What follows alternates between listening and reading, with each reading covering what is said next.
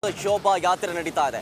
ಒಂದ್ ಕಡೆ ಮಾಲಾಧಾರಣೆ ಅಭಿಯಾನ ಶುರುವಾಗಿದೆ. ಇಲ್ಲಿ ವಿಪಕ್ಷ ನಾಯಕ ಆರ್ ಅಶೋಕ್ ಮಾಲಾಧಾರಣೆ ಮಾಡಿಕೊಂಡು ಬಿಜೆಪಿ ನಾಯಕರು ಅಭಿಯಾನವನ್ನ ಶುರು ಮಾಡಿದ್ದಾರೆ. ಮತ್ತೊಂದು ಕಡೆ ಐಡಿ ಪೀಠದಲ್ಲೂ ಕೂಡ ಅಷ್ಟೇ 10 ಶೋಭಾ ಯಾತ್ರೆ ನಡೀತಾ ಇದೆ. ಆ ಕುರಿತ ಡೀಟೇಲ್ಸ್ ಸಿಗ್ತಾ ಇದೆ.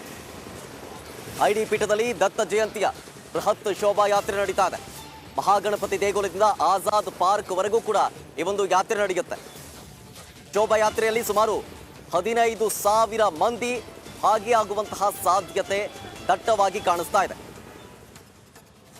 ಶೋಭಾಯಾತ್ರೆಗೆ 4,000 ಪೊಲೀಸರು ಬಿಗಿ ಭದ್ರತೆಯನ್ನ ಕೈಗೊಂಡಿದ್ದಾರೆ. ಚಿಕ್ಕಮಗಳೂರು ನಗರದಲ್ಲಿ ಈ ಒಂದು ಶೋಭಾಯಾತ್ರೆ ನಡೆಯಲಿಕ್ಕಿದೆ. ದತ್ತಪೀಠ, ತಿರುಪತಿ, ಕಾಶಿ ರೀತಿ ಧಾರ್ಮಿಕ ಸ್ಥಳವಾಗಬೇಕು ಅನ್ನುವಂಥ ಉದ್ದೇಶದಿಂದ ಈ ಒಂದು ಶೋಭಾಯಾತ್ರೆಯನ್ನು ನಡೆಸಲಾಗ್ತಾ ಇದೆ. ಐಡಿ ಪೀಠದಲ್ಲಿ ದತ್ತ ಜಯಂತಿಯ ಬೃಹತ್ ಶೋಭಾಯಾತ್ರೆ ನಡೀತಾ ಇರೋದು. ಒಂದು ಕಡೆ ವಿಪಕ್ಷ ನಾಯಕ ಆರ್ ಅಶೋಕ್ ಮಾಲಾಧಾರಣೆ ಮಾಡಿದ್ದಾರೆ. ಬಿಜೆಪಿ ನಾಯಕರು ಮಾಲಾಧಾರಣೆ ಅಭಿಯಾನವನ್ನು ಶುರು ಮಾಡಿದ್ದಾರೆ. ಇದರ ಜೊತೆಗೆ ಆರ್ ಅಶೋಕ್ ಅವರು ರಿಯಾಕ್ಷನ್ ಕೊಟ್ಟಿದ್ದನ್ನು ನಾವು ನೋಡಿದ್ವಿ. ಇದೇ ಮೊದಲ ಬಾರಿಗೆ ದತ್ತಮಾಲೆ ಸ್ವೀಕಾರ ಮಾಡಿದ್ದೀನಿ, ಹಿಂದೂಗಳ ದತ್ತಪೀಠವನ್ನು ಅತಿಕ್ರಮಣ ಮಾಡಲಾಗಿದೆ, ದತ್ತಪೀಠ ಹಿಂದೂ ಪೀಠವಾಗೇ ಉಳಿಬೇಕು ಅಂತೇಳಿ ರಿಯಾಕ್ಷನ್ ಕೊಟ್ಟರು. ಅದರ ಭಾಗವಾಗಿ ಐಡಿ ಪೀಠದಲ್ಲಿ ದತ್ತ ಜಯಂತಿಯ ಬೃಹತ್ ಶೋಭಾಯಾತ್ರೆ ನಡೆಯೋದಕ್ಕಿದೆ.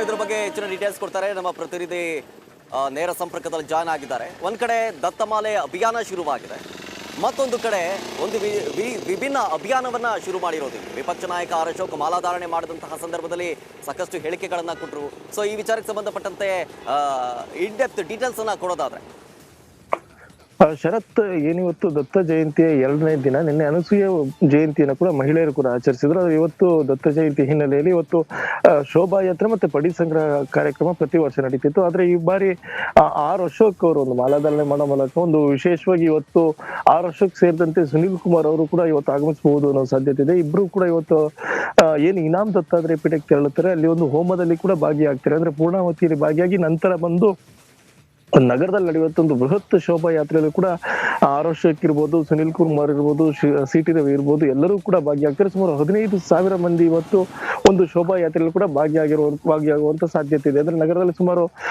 5 ರಿಂದ 6 ಗಂಟೆಗಳ ಕಾಲ ಒಂದು ಶೋಭಾಯಾತ್ರೆ ಕೂಡ ನಡೆಯುತ್ತೆ. ಅಂದ್ರೆ ಜಿಲ್ಲೆ ಸೇರಿದಂತೆ ಹೊರ ಜಿಲ್ಲೆಯ ಮಾಲಾಧಾರಿಗಳಿರ್ಬೋದು ಮತ್ತೆ ಕೆಲವು ಹಿಂದೂ ಕಾರ್ಯಕರ್ತರು ಕೂಡ ಇದರಲ್ಲಿ ಕೂಡ ಭಾಗಿಯಾಗ್ತಾರೆ.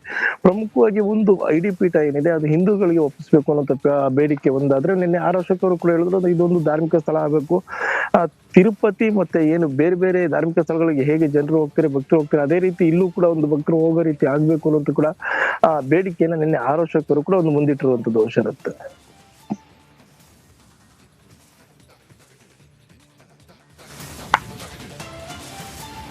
Thank you Chetan ಡೀಟೇಲ್ಸ್ಗಾಗಿ.